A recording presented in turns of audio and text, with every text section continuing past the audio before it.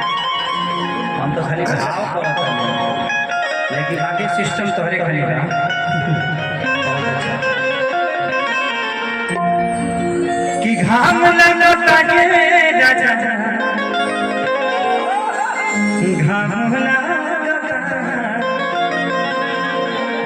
कि घाम लगता के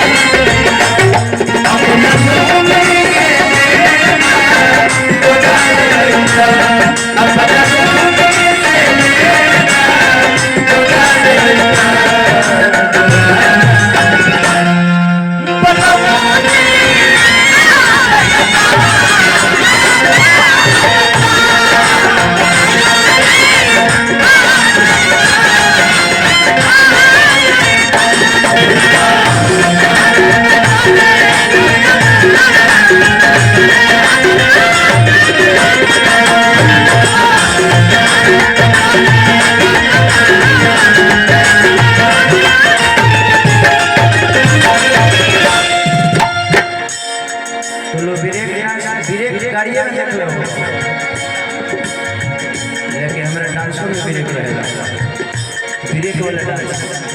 हमारी एक्सीडेंट नहीं हो हमारे एक्सीडेंट हो गई तो हमने के डॉक्टर के यहाँ हर तीन चार को हड्डी तो चिंता मत और ये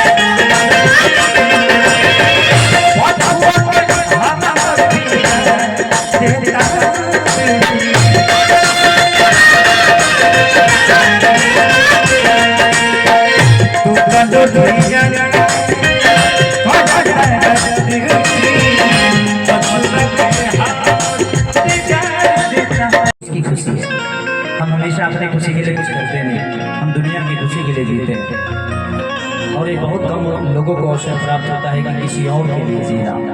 हर इंसान अपने लिए जीता है। देखा कि तू हम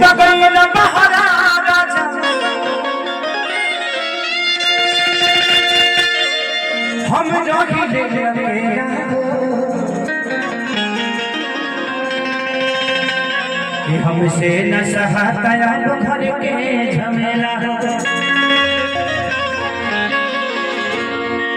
कि ललता धूप जरे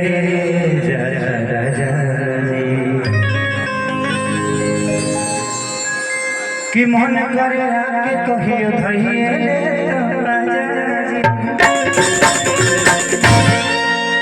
तो घाम लगता के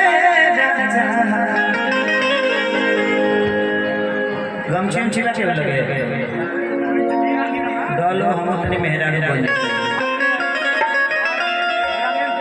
देखिए भाव से भोजन होला भावे से भोजन होला भाव ना रही तो सब कुछ बेकार हो जाएगा भावे हाँ प्रेमे हाँ कि विदुर के घरे भगवान कृष्ण बासी साग और रोटी खा ले अब मेवा ठुकरा दे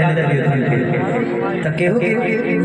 तरुआ घरे धोइए रोटी में बासी साग और प्याज से एक टुकी और ले लीला तो मन के अरे अरे वो मेवे ले आके है लो लो लो तो मन करे जो खरीदे वाले तो उल्टी का अधिकारी